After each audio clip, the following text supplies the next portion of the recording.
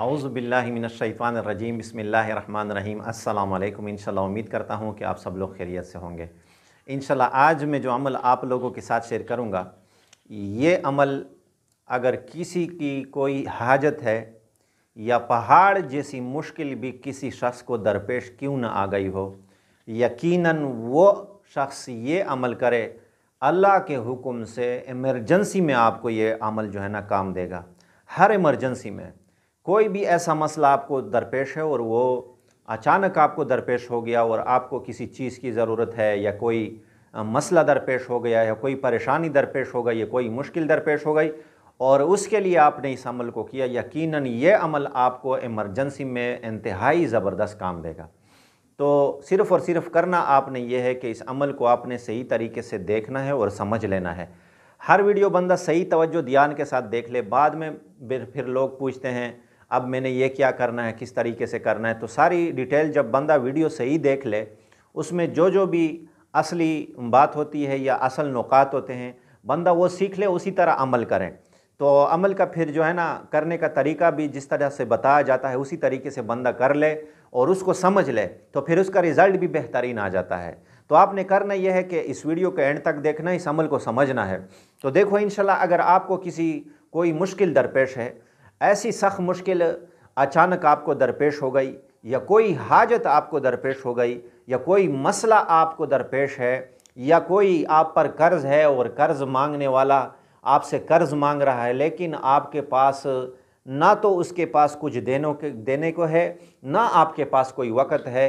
ऐसी परेशानी जो बिल्कुल आपको घेर ले और आपको निकलने का रास्ता भी समझ में ना आए, तो यकीनन आपने इस अमल को करना है। अच्छा, अगर आपका कोई चाहे कारोबारी मसला है, चाहे किसी के साथ कोई मामलात है, चाहे कोई रिश्ते का मसला है, आपके रिश्ते का कोई ऐसा मसला है, कोई आपका रिश्ते मसले दरपेश है, या इसी तरह किसी की आपसे नाराज़गी है, किसी नाराज़ को राज़ी करना है, किसी पर कोई बात मनवानी है, किसी काम के लिए, किसी नौकरी के लिए आपने इस अमल को करना है, सब मसाइल में ये अमल आपको तीर बहदफ काम देगा। इंतहाई ही मुजरब अमल है।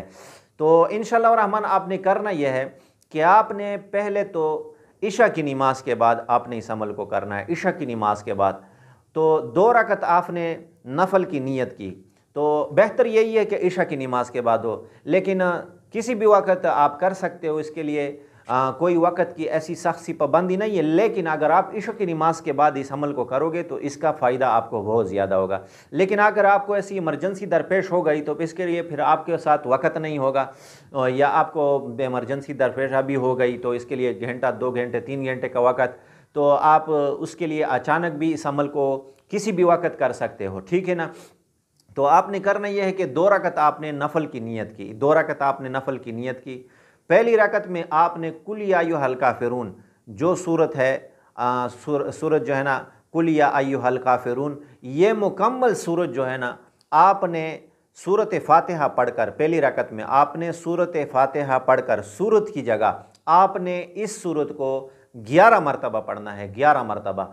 इसके बाद आपने जब दूसरी रकत आपने करनी है तो सूरत की जगह पर सूरत फातिहा पढ़कर आपने दूसरी जगह पर सूरत इखलास कुल हु अल्लाह को आपने 11 मरतबा पढ़ लेना है, सूरत इखलास कुल हु अल्लाह को। अच्छा, किसको अगर कुल या अय्युहल काफिरून नहीं आती तो वो सूरत इखलास ही पहली रकत में भी 11 मरतबा पढ़े, आखिर में भी 11 मरतबा पढ़े। उसके लिए ये आसानी भी इंशाल्लाह है।